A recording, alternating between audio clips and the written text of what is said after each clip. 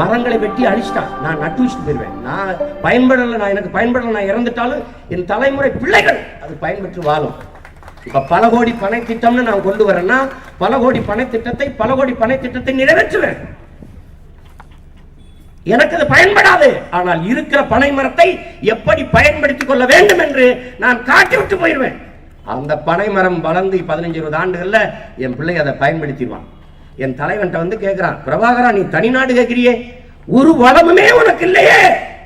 அவர் சொன்ன பதில், எனக்கு என் பனை மரமும் என் இறாலும் போதும், நீ நாட்டை கூட நான் பார்த்துக்கிறேன். அவ்வளவு சுவையான இறால் பனை, அவ்வளவு பெரிய வளம். கருப்பட்டி பனங்கலங்கிலிருந்து மைதாமா ரவை எல்லாம் தயாரிக்கிற மாதிரி பனங்கலங்கிலிருந்து மாவு தயாரிச்சிருந்தாரு. பனம் பழத்திலிருந்து தேன் மிட்டாய் போல மிட்டாய் தயாரிச்சுட்டு இருந்தாரு.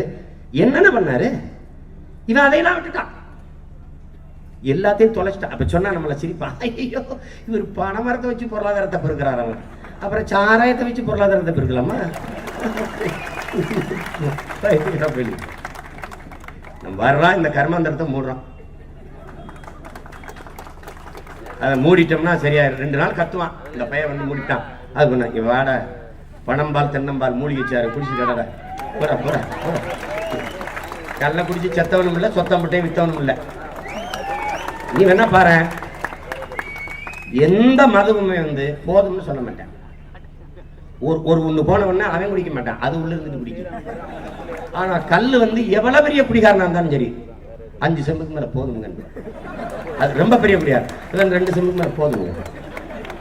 ஒரு செம்பு 5 ரூபாய்க்கு கொடுப்பான், 10 ரூபா, அதுல வயிறு டிம்முன்னு ஆயிடும்.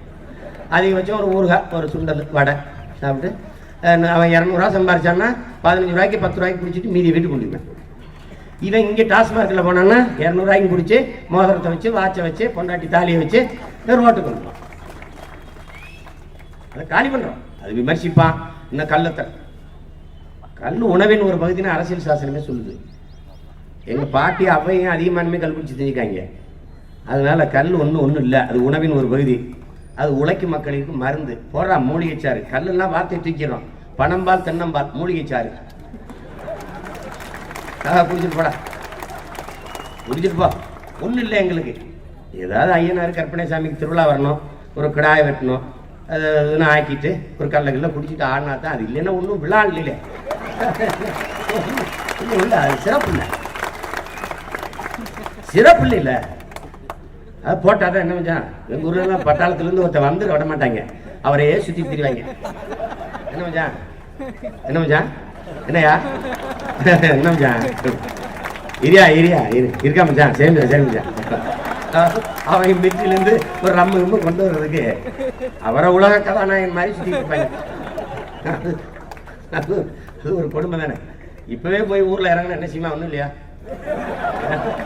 என்னடா பிரச்சனை, ஏதாவது கொஞ்சம் விடுப்பா, ரொம்ப சோர்வா இருக்கு.